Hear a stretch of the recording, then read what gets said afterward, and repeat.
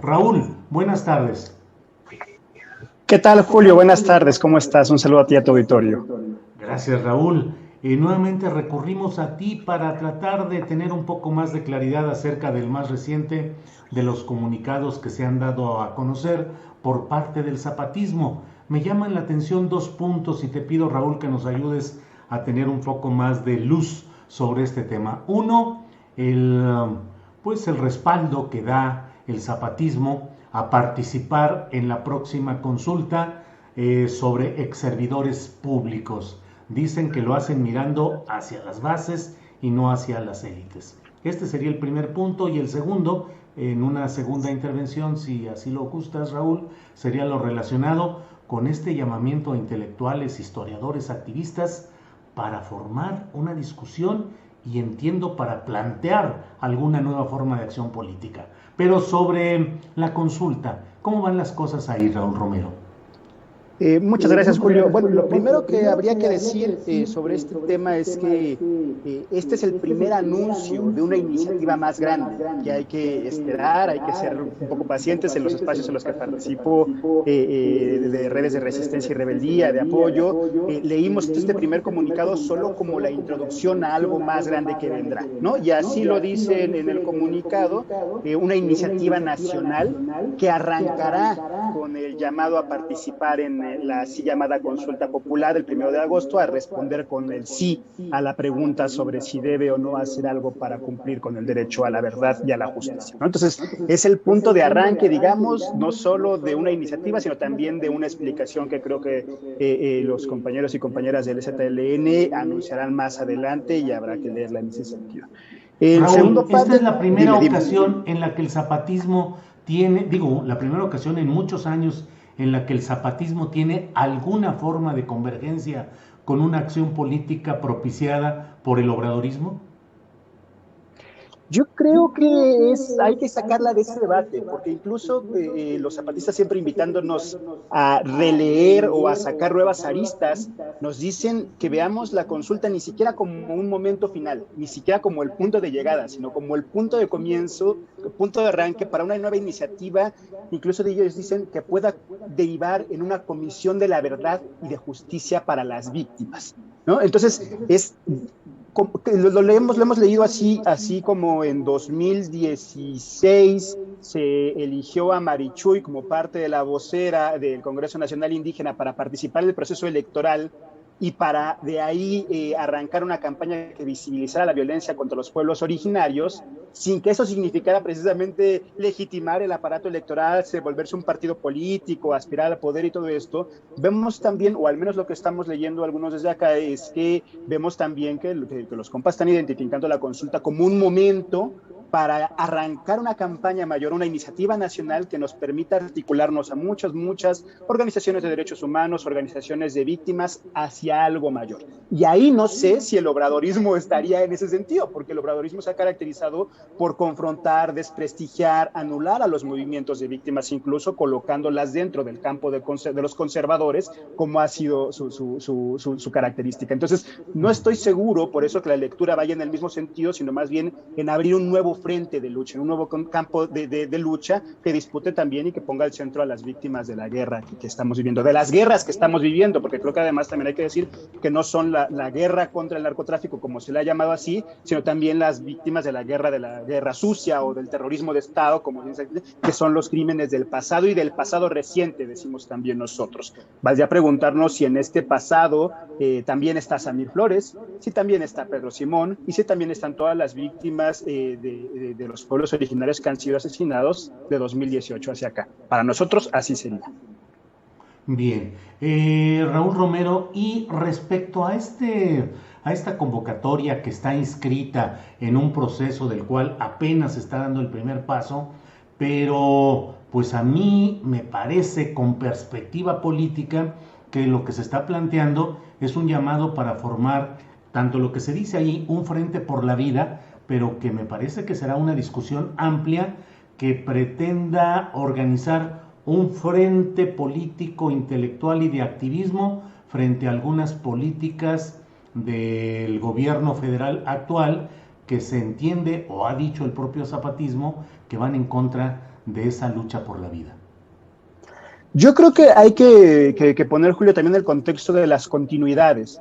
No, por ejemplo, en una lectura personal vemos que hay dos elementos que continúan del pasado y que siguen manifiestos. Uno, la guerra, que aunque no la quieran llamar así o le quieran nombrar de otra forma, sigue habiendo militares en el territorio, sigue habiendo asesinatos, sigue habiendo desapariciones forzadas, sigue habiendo víctimas, sigue habiendo confrontaciones. Tamaulipas, Veracruz, Guerrero, Michoacán y hoy Chiapas nos dan cuenta de esa guerra que sigue existiendo, que sigue estando ahí, aunque no la quieran nombrar de esa forma, y que bueno, hay que debe decir que también obedece a una de las economías criminales que se han destapado en el Estado mexicano, que no solo es la venta de narcotráfico, sino también de lavado de dinero, de extorsión, de venta de trata de mujeres, de trata de niños, de toda una serie de economías que están ahí, que son las economías criminales.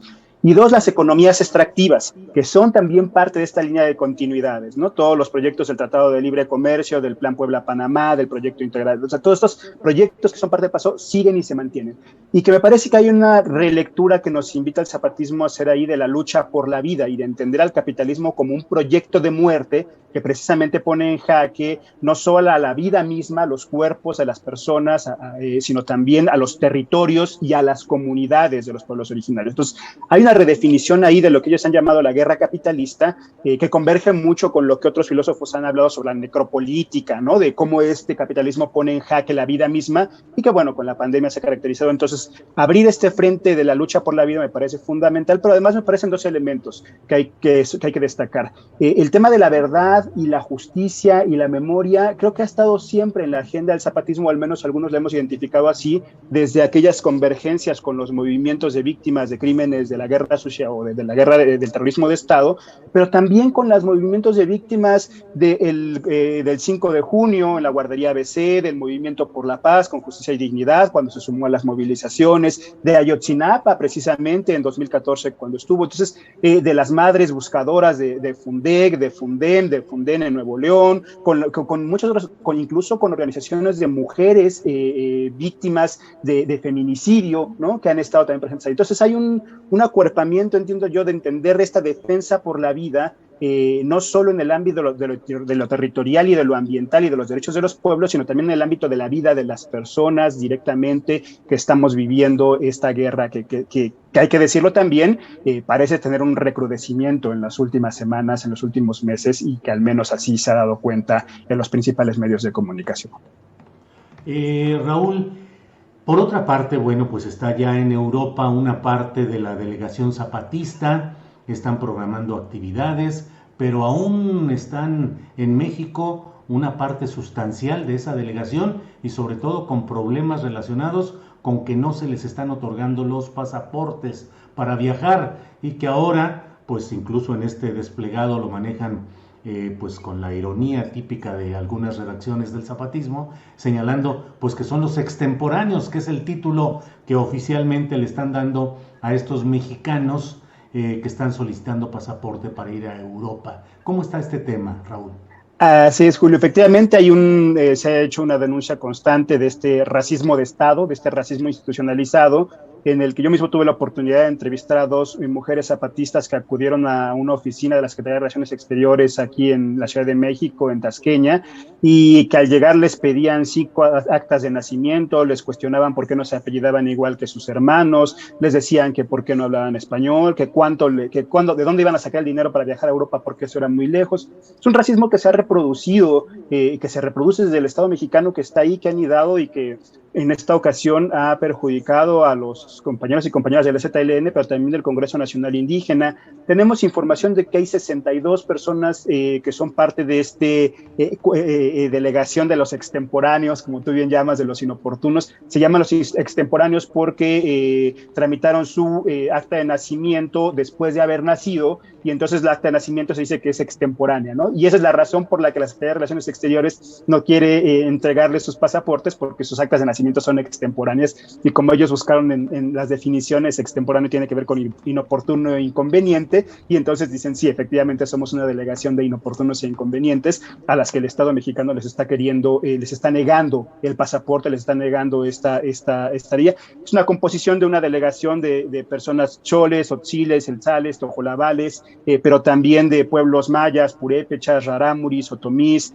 huirráricas y nahuas, que son junto al EZLN, el Congreso Nacional Indígena, que van próximamente a Europa en esto que se ha llamado la Travesía por la Vida.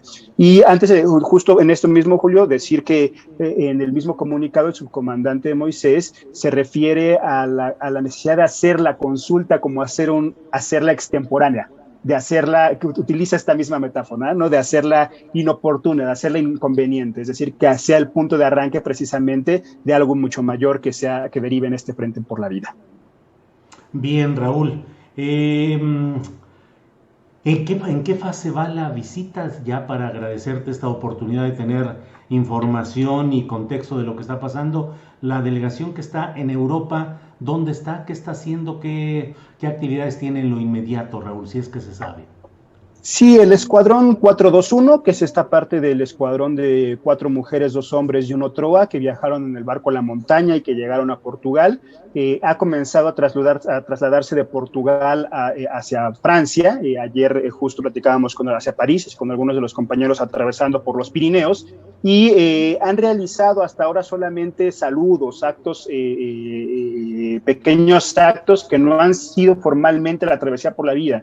Lo que nos han indicado es que la travesía por la vida llegará hasta que la delegación aerotransportada se encuentre en París y de ahí puedan arrancar próximamente. Han realizado encuentros, nos cuentan los compañeros y compañeras en Europa, otros colectivos, que ha sido un recibimiento fantástico. Hemos podido verlos en algunos videos que han circulado, bailes, festejos, todo siempre con los debidos cuidados que merita la situación en la que se encuentra el mundo. Y próximamente también nos han dicho que hay programados una serie de encuentros antirracistas con las frentes de la diversidad sexual, con distintos pueblos de toda Europa, y que esta agenda podrá tener más claridad en el momento en el que se le permita la llegada la salida a los compañeros que todavía no consiguen sus pasaportes y compañeras que todavía no consiguen sus pasaportes, pero también hay una denuncia o más bien una exigencia de los pueblos europeos hacia el gobierno francés para que les permita el ingreso. Sabemos que se han endurecido algunas medidas por el tema de la pandemia, pero que también hay un cierto temor por esta visita de los zapatistas, y que entonces los pueblos europeos le piden a los gobiernos de Europa que se ejerza el derecho al libre tránsito, y que al cumplir todos los requisitos, incluso de estar vacunados, los compañeros zapatistas puedan ingresar a territorio europeo. Muy bien. Raúl, pues muchas gracias por esta oportunidad de estar informados. Espero que tengamos las voces y la información relacionada tanto con la gira zapatista como con este proceso que me parece muy interesante de la convocatoria, no solo a participar en la consulta sobre los exservidores públicos, sino el otro tema, el de la consulta más abierta para analizar y discutir sobre un frente en defensa de la vida. Raúl, a reserva de lo que quieras agregar, muchas gracias por esta participación. Desde luego, Julio, solamente invitar a que leamos bien la pregunta que se va a abrir en la consulta. No solamente no está inserta dentro del debate entre gobierno u oposición, como se supone, sino es un proceso mucho más amplio que varios estamos entendiendo. Nos invita a abrir un campo de disputa por la memoria, por la verdad, por la justicia, por la paz, una lucha tan necesaria que no solo invita a esto, sino también a posicionarnos frente a esta política de guerra que continúa en este país. Muchas gracias por el espacio. Aquí estamos disponibles para cuando nos vuelvas a invitar.